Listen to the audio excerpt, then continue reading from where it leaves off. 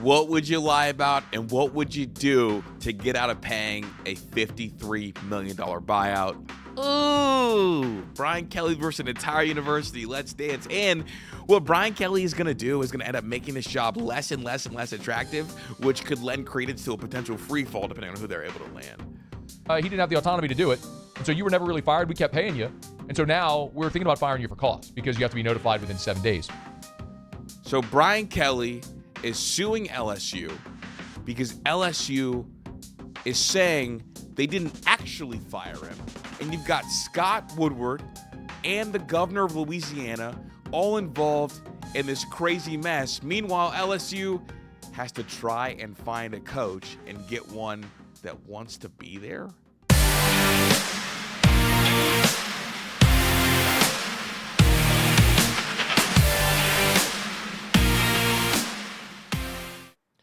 All right, so we've got a weird Brian Kelly situation. This is kind of right in my wheelhouse, so we're going to get kind of just right into it, to be honest. We've got this. I saw this 19 hours ago, right when it happened. I was like, oh, let me bookmark it, and when I get time, when I get home, I'll do something with it. In a legal filing, Brian Kelly's attorney claims a LSU representative informed them that Kelly had not been formally terminated, according to a report from Dan Wetzel. The school is now seeking to fire Kelly for cause, which would impact his nearly $54 million buyout. Now, that was bizarre because it's like, okay, they definitely fired him. It got reported. Like, the AD came out and said something. The governor said something. We obviously reacted to that. And then we've got this also. This is the original thing from Dan. In a legal filing obtained by ESPN, Brian Kelly's lawyers state that LSU is saying it never formally terminated Kelly and are now seeking to fire him for a cause which would impact the buyout. So let's go here. Move it over a little bit, and we'll just go through it together. And a legal filing, blah, blah, blah, blah. We already read that. The school, according to a petition for declaratory judgment, is now seeking to fire Kelly for cause to potentially avoid paying a full buyout of nearly $54 million. This is so bizarre because they definitely fired him without cause. Like, that was the big thing. He got fired. And I said this with Zach on Menace to Sports. It's like, it's not. Like, if I get fired, it's not my job to, check up to make sure the proper paperwork went through for me to get fired. I don't know.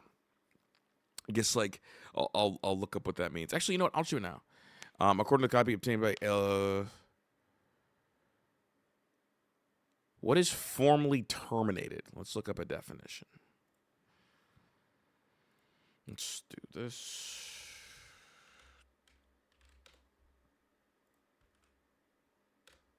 Making sense of formally terminated. Okay.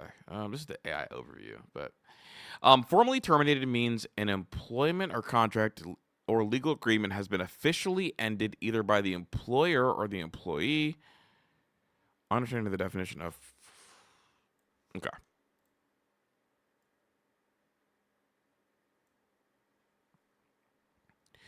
Termination of employment is the end of an employment. Voluntary termination. Ooh, okay. Voluntary termination, there are a variety of reasons a person may volunteer to terminate employment, including retirement, a new job, relocation, career change, educational opportunity, and the less favorable causes for an employee's resignation might include bullying or harassment, disagreeable relationship with colleagues or manager, okay, lack of career development within a company, and then unpleasant, all right, whatever, mutual agreement. An employee and employer may mutually agree that an employment relationship isn't a good fit for either party. In some cases, an employer may agree to buy an employee out of a contract or provide severance pay. An employee, all right, involuntary termination. Okay, this isn't really what I need, is it? I need the definition of formally terminated. You know what? I'll just go back to the ESPN article. We'll circle back to that. My bad. I didn't mean to derail it. Okay. According to a copy of the suit, the lawsuit obtained by ESPN, LSU's representatives had a call with Coach Kelly's representatives where LSU took the position that Coach Kelly had not been formally terminated and informed Coach Kelly's representatives for the very first time that LSU believed grounds for termination for cause existed. That's a mess. That's where it becomes a mess.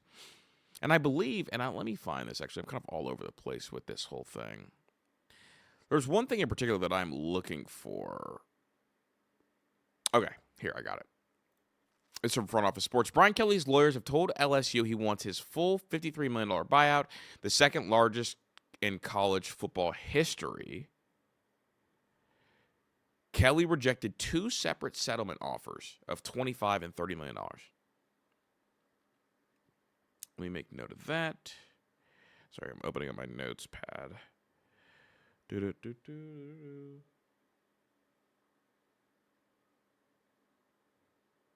Okay. We'll go back to the ESPN article. The 48-page lawsuit was filed on the 19th. East Baton Rouge. Just hours after this call. Okay. According to the filing, Kelly's lawyers are seeking a declaratory judgment confirming that LSU's termination of Coach Kelly is without cause and that Coach Kelly is entitled to receive the full liquidation damages provided for in his contract. If LSU had cause, then the school would no longer owe the full amount of the buyout. Kelly, 64, was initially relieved of his duties on October 26th, one day after LSU's 49-25 loss to Texas A&M. That dropped the Tigers to 5-3. At the time, his dismissal was said to be performance-related with then athletic director Scott Woodward saying in a statement, "We had high hopes that he would lead us to multiple SEC and national championships during his time in Baton Rouge. Ultimately, the success at the level of LSU demands simply did not materialize." Okay, so Scott clearly fired him. Scott fired him. And there might have been some pushback between like Scott and the governor and all that, and obviously like Scott's out of here, and Tyler and I did an episode on that for the members only. The suit does not specify who from LSU spoke to Kelly's representatives on Monday or what behavior might constitute for cause dismissal. Could this be okay, we're going to fire you, we're going to try to negotiate your buyout down, and then we're going to try to find something if you don't agree to our terms, find something to maybe fire you for cause? This feels like a mess, and doing this is making the LSU job like not nearly as attractive as it should be. The filing pushes back on 3 points that says LSU brought up on the call. Oh, wait. The suit alleges that LSU told Kelly's representatives Monday that Woodward did not have the authority. Okay, that's it. The suit alleges that LSU told Kelly's representatives on Monday that Woodward did not have the authority to terminate Coach Kelly and or make settlement offers to him in October, and thus Kelly was never officially terminated. Woodward ended up leaving. Obviously, the governor and Woodward had their like little public whatever. And now the university is saying that Woodward never even had the right to fire him anyway. Like, that's not his job. But if you're Coach Kelly and you've been fired by Woodward and, like, the university's taking it back, you can't fire him for cause now because he legit thought he was fired. What? That is a mess. That's the mess. The filing pushes back on 3 points that it says LSU brought up on the call. Coach Kelly's representatives informed LSU that Coach Kelly disagreed with each of LSU's new positions, including the idea that somehow he had not been terminated.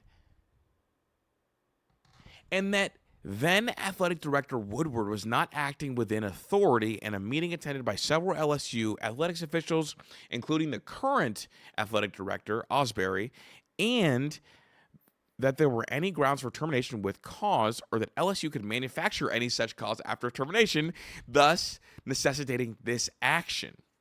Wow. This feels like LSU is being really, really messy and is doing everything they can to avoid paying the buyout because maybe they have a coach in play, but they'll have to pay that buyout as well. And they're trying to like get out as much of this as they can so they can get the coach they want. Because right now, you're a little handicapped. I mean, it's like a bigger risk for the new AD to like have to deal with this buyout and then potentially the next buyout for another coach if you do want to hire away a head coach from somebody.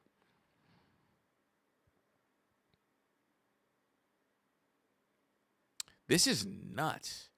Coach Kelly's representatives informed LSU that Coach Kelly disagreed with each of the new positions, including the idea that somehow he had not been terminated. To get fired, and then all right, I'm fired, I'm moving on, I'm getting my buyout, to be offered then money for being fired, and then for that same university to say, no, we didn't actually ever fire you, but now we're going to fire you with cause is ridiculous. There's no way LSU wins this at all. They're like, there's no shot, right? Like this feels a little bit absurd. Woodward departed under pressure 4 days after firing Kelly. That followed an October 29th news conference where Louisiana Governor Jeff Landry publicly criticized Woodward and said Woodward would not be involved in the hearing in hiring the next football coach. Right now, we've got a $53 million liability. We're not doing that again, Landry told reporters at the time. Comments on that are referenced in the lawsuit. Okay. This feels like a whole bunch of emotional power players. And $53 million is a lot of money, enough money to kill for, enough money to lie about. And it feels like because of that, like LSU is trying to get out of it, but like Brian Kelly is not going to let them get out of this. Like he was fired by his boss. He was under the belief that he get hired and fired by the AD. That's his boss. He fires him. They then discuss a buyout. And then LSU says, no, we actually never fired him. This is weird. I'm like, am I the idiot for like not understanding like how they messed this up?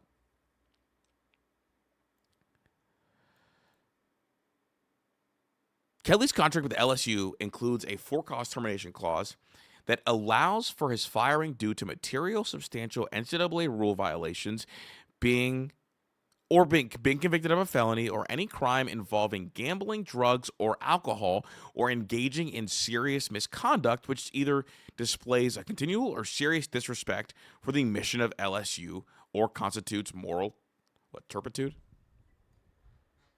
LSU has never claimed that Coach Kelly was terminated for cause, and prior to November 10th, never asserted that he engaged in any conduct that would warrant such termination. Yeah, they waited too long, I think. To the contrary, LSU repeatedly confirmed both publicly and to Coach Kelly that the termination was due to the team's performance and not for cause. Which performance is not cause, right? And where is it?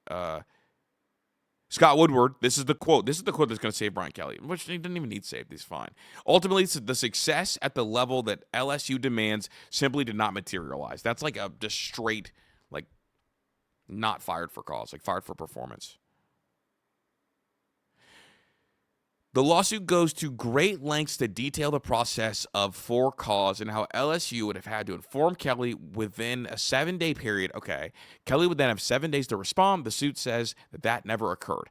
It also detailed that LSU attempted to settle with Kelly multiple times. That was my point. For $25 million, then later $30 million. The email, which is part of the filing, says a $30 million offer would have come in 2 installments and included the elimination of mitigation and offset provisions. Kelly did not agree to either. Kelly came to LSU from Notre Dame, blah, blah, blah. When reached by ESPN, spokesperson. Okay. This is fascinating, man. Really, really fascinating. Let's see.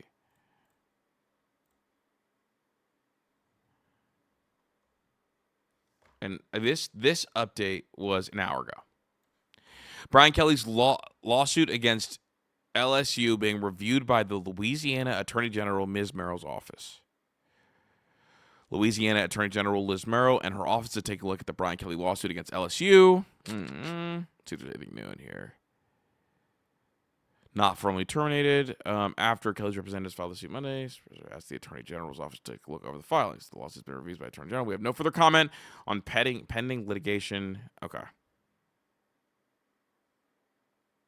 Yeah. Kelly's lawyers are arguing that he's fired for LSU without cause and that he's entitled to full liquidation and damages, which comes out to $54 million, which is 90% of his annual base salary, and then supplemented compensation remaining on his 10-year, $100 million deal that he agreed upon in November. Okay, so that's all. This is all, looks like all stuff that we already read. Read with me. We are not strong, and I'll be your friend. And I'll help you carry on. All right, my bad.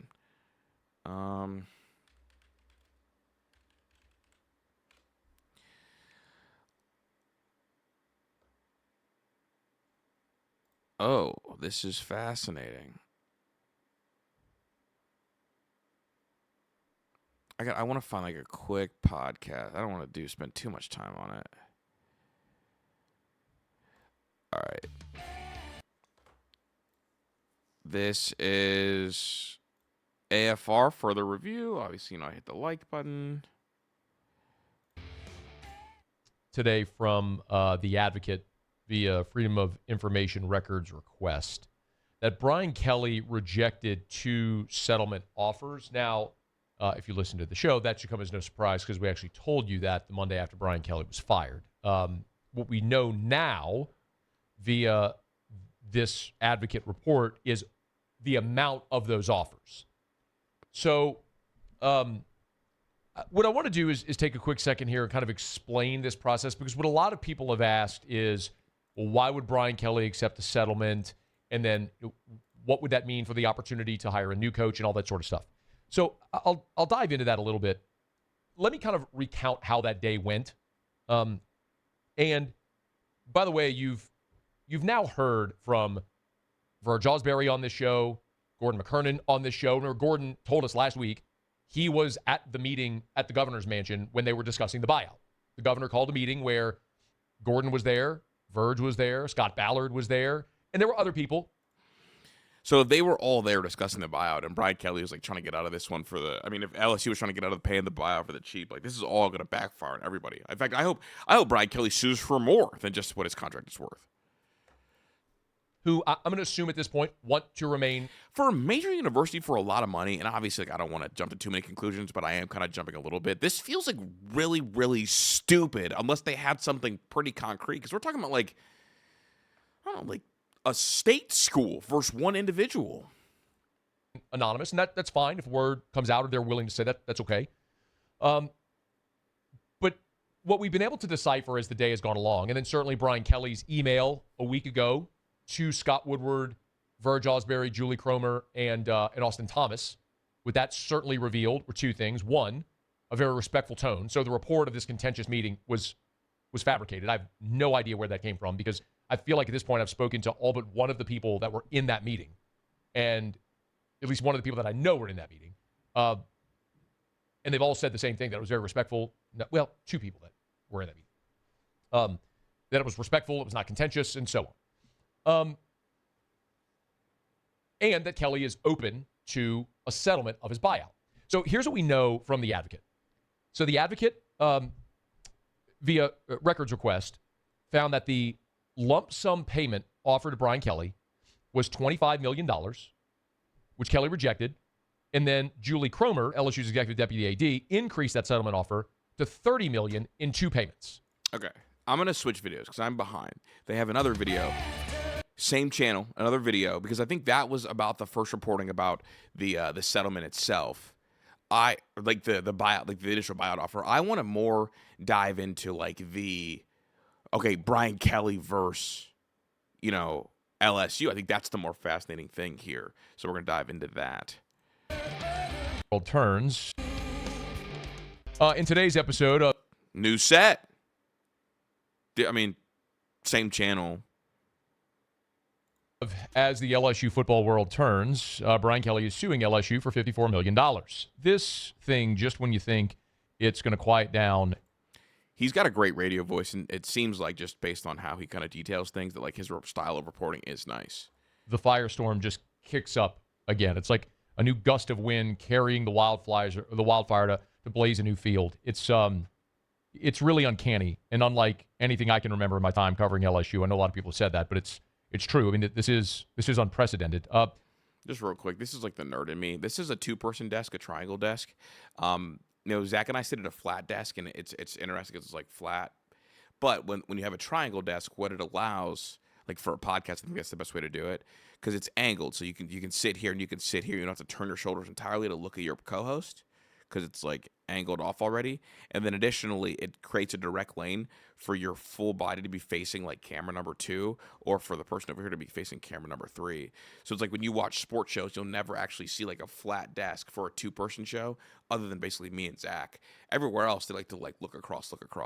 For my time covering LSU, I know a lot of people have said that, but it's true. I mean, this is Yeah, unprecedented. so it's like camera 2. So like keeps his body square on to like give like a news desk appearance, but like you can have him and another person all together. So a lot of times you'll see either rounded desk or the triangle desks. This is my preferred style of doing it. Uh, if when you went to bed on Monday night, you woke up Tuesday morning, what you missed was that apparently on Monday, Brian Kelly's representatives and LSU representatives had a conversation whereby LSU's representatives floated the idea of terminating Brian Kelly for cause. At which point, Brian Kelly's representatives drafted a lawsuit for $54 million, the full amount of Brian Kelly's buyout, which was filed in the 19th Judicial. Now, today is Veterans Day. Happy Veterans Day to all the veterans, of course. So courts are closed, and so a lot of people had trouble getting their hands on that lawsuit. There's some speculation as to whether or not the suit has actually been filed, if it was filed but not processed. There's a lot of different things there, but the bottom line is there's been a lawsuit written where Brian Kelly's legal team is suing the LSU Board of Supervisors for $54 million, the full amount of his buyout. So there's a lot to unpack and digest here, and I'll try to do it chronologically and filling in all the gaps to let you know how and why we are where we are and how it moves forward and what all the particulars are. So if you go back to Brian Kelly being fired on that Sunday, one of the things that LSU is contending here in this lawsuit, that Brian Kelly's... I was going to say, almost threw me off because like Brian Kelly is filing the lawsuit, not LSU. It's against LSU. He's going to war with LSU.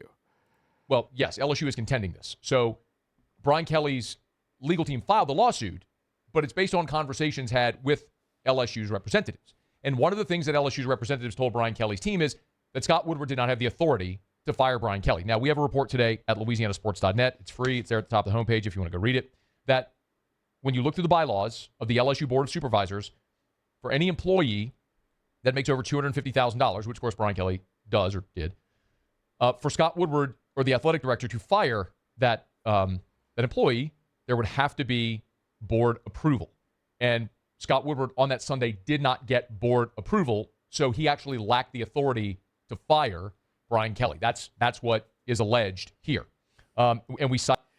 Woo. Did not have the authority, board authority. Okay. At Louisiana. Is that why? I mean, could that be like part of why Scott Woodward was like, I'm hanging it up. Maybe I messed up. This is going to be a mess. Let me get out of Dodge. Sports.net, the exact part of the bylaws, which is bylaw section 1, article 7, subsection L, subsection 3. So it's right there in black and white if you want to read it. So by the letter of the law, or by the letter of the bylaw, Scott Woodward did not have the autonomy or the authority to fire Brian Kelly without board approval. Now, guess is, the board is just there as a ceremonial body that rubber stamps everything that is done. But in this instance, sure, legally, by the letter of the bylaw, Scott Woodward would have needed board approval. So that gives LSU now the cover to go to Brian Kelly and say, we actually never really fired you because... But in the contract, I believe it says you have to inform him within 7 days that you're firing him for cause, and it seems like LSU didn't do it. Now, LSU was looking to like get off on a technicality, and Brian Kelly seems to like be a stickler for this kind of thing. Ooh, Brian Kelly versus an entire university. Let's dance. And what Brian Kelly is going to do is going to end up making this job less and less and less attractive, which could lend credence to a potential free fall depending on who they're able to land. He didn't have the autonomy to do it. And so you were never really fired. We kept paying you. And so now we're thinking about firing you for cause because you have to be notified within 7 days of the event that you're being terminated for cause. Oh, so I thought when getting terminated, Brian Kelly needed to be told within 7 days of him getting terminated if he's getting terminated for cause or not. LSU is saying, I guess they're just letting him know, hey, you're being fired for cause because you were never fired before, but you stopped coming to work. This is so weak. The next obvious question everyone asks is, okay, well, what is the cause? And on that Monday after Brian Kelly was fired, I sat here in this chair and I told you two things. Number one, that there had been an offer. Matter of fact, I got it on my phone to play it for you. Don't mind saying that there have been whispers of maybe attempting to exercise the for cause component of Brian Kelly's contract which would nullify the buyout. I don't believe that would happen, but maybe that could be used as leverage to get him to negotiate a lesser number. Okay, so that was me on this show on that Monday. Told you that they had talked about exercising the for-cause clause. Didn't think they do it. Think it was just leverage. I'll get back to that in a second. This was the other thing I told you, because yesterday you saw the advocate talk about the settlement that was negotiated. I told you Brian Kelly didn't agree to a lesser number. I mean, here you go. Play this one for you. Would Brian Kelly accept a lesser... Oops, I hit the wrong button on my phone. Sorry. That's what happens when you don't pull the audio and you're playing it from your phone. Here you go. For his contract. I'm an idiot. He's really good at his job. I wanted him to make it out of this whole thing super clean, but it seems like this is a little bit of an emergency episode. I'll give him a pass. Not that my say even matters in any of this. Would Brian Kelly accept a lesser amount for his contract? And that was presented, as I'm told, to Brian Kelly and his agent on Sunday. A lump sum settlement of his deal. Would you take a lump sum now? He kind of sounds like Joel Klatt a little bit, like if Joel Klatt had like an older brother. A lesser amount, lump sum. And he declined. Okay, so that was the Monday after Brian Kelly was terminated, let go, or all that. Term it whatever you want now. I sat here and I told you he was offered a lump sum. He said no. We found out the numbers yesterday from the advocate, and also told you that they were considering the for cause. So this isn't retroactive. These are things I told you on this show the Monday after Brian Kelly was fired. Okay, so two things that I would let you know following up on that. Number one is I was able to find out today LSU's counter, or Brian Kelly's counter. So the way that went down with the negotiation, LSU offered Brian Kelly $25 million. The advocates reported this, by the way. LSU offered Brian Kelly $25 million. He declined. Kelly's representatives countered at $43 million. LSU declined and countered at $30 million. Brian Kelly declined. That is a great tidbit that the story left out entirely. So now we're engaging in like a back and forth, which would make it seem like we're firing you without cause, but then we're going to move to fire you with cause, try to strong-arm you into our deal. LSU was slimy, man, from the sounds of it. Obviously, there's two sides to every story, or three sides, depending on how many ways you can count. So they are far apart.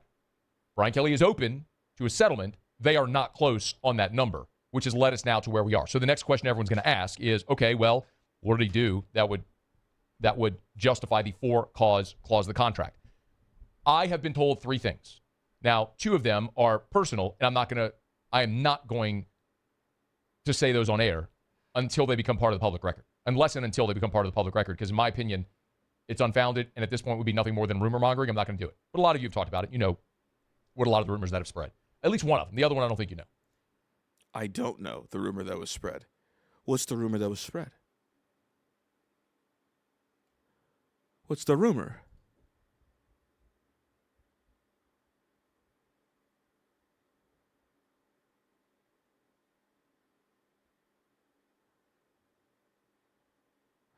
Anyone notice how many LSU head coaches have been caught in extramarital cheating? At least back to the Les Miles. Makes you wonder if there's something the school tries to engineer in order to have a cause in their back pocket. Is that the rumor mongering? Hate to say it, folks, but irrelevant is what we are. You're not making a playoff run. Our coach is a joke. The planet is laughing us out of town in the hole, and while the politician made it worse. Okay, I don't know what the one that is very public that I've been told, that I don't mind sharing because it has been very public, has been the alleged mishandling of the Greg Brooks situation. There's a very real question that comes to mind now and to light, which is to say, that was 2 years ago. Could you fire someone for cause retroactively 2 years ago? There might be some legalese that they could go through in different ways they can manipulate lines of law and letters of the law. I don't know all that. But what I do know is LSU has not formally fired Brian Kelly. Scott Woodward apparently did not have the authority to do so. They're continuing to pay Brian Kelly. On Monday, the two sides were having conversations. LSU clearly floated, or LSU representative floated the idea of a for-cause firing. That spawned the action to file the lawsuit for $54 million. Now, there's a couple of other things that are interesting. Even if Brian Kelly wins that lawsuit, let's say hypothetically that lawsuit goes to trial and Brian Kelly wins a $54 million judgment against the Board of Supervisors, which is a representative of the state. For Brian Kelly to get that money, as I understand it through many conversations I had today with legislators, members of the Appropriations Committee, members of the Board of Regents. I spent from about 7:45 this morning until 1:30 this afternoon doing nothing but this story. and I had a lot of conversations. What would likely happen is Brian Kelly would have to go through appropriations, meaning he would have to find a legislator who would put his $54 million into an appropriations bill.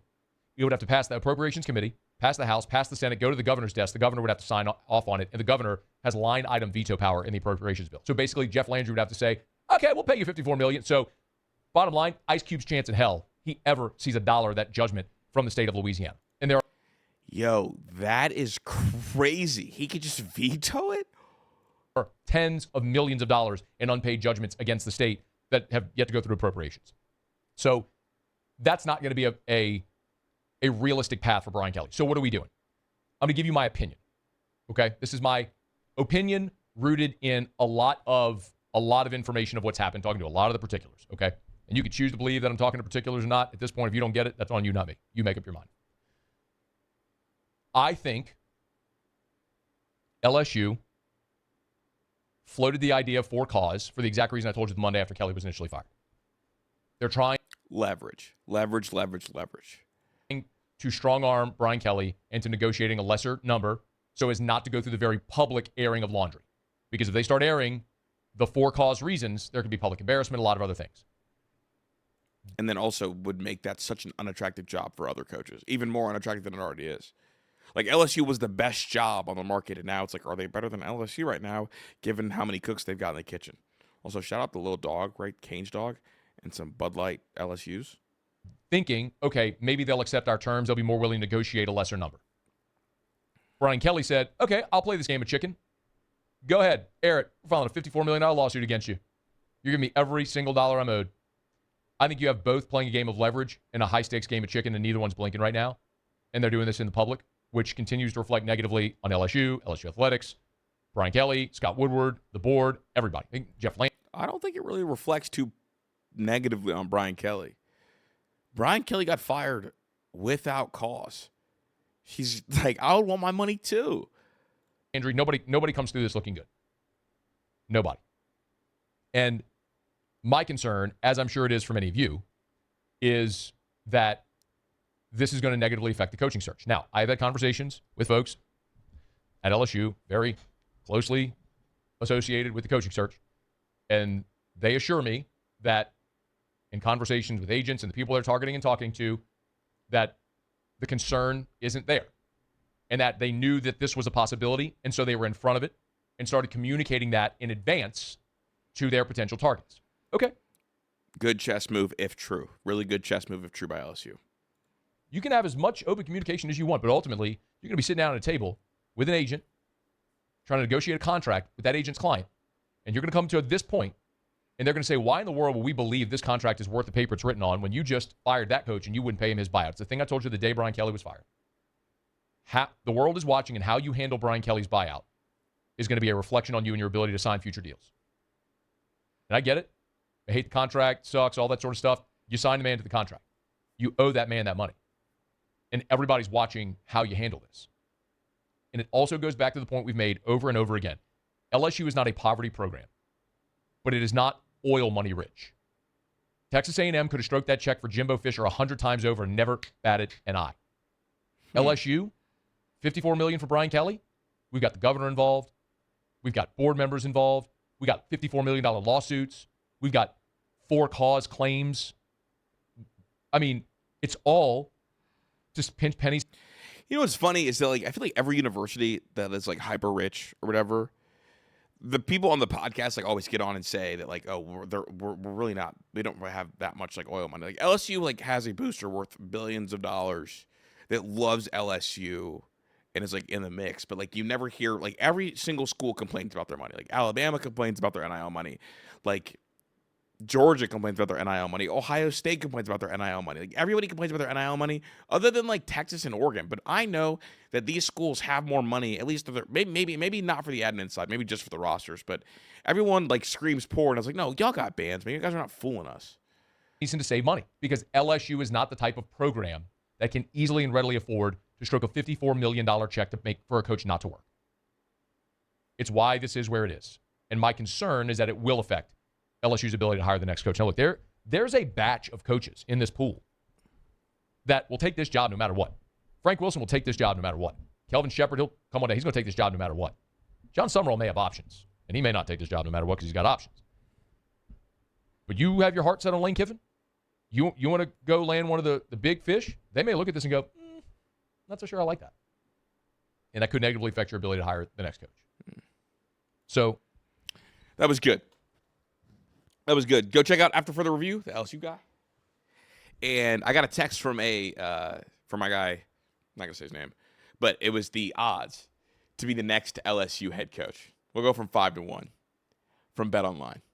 Dan Lanning at plus 700, Clark Lee at plus 500, Joe Brady at plus 400, Lane Kiffin at plus 375, and Nick Saban at plus 200.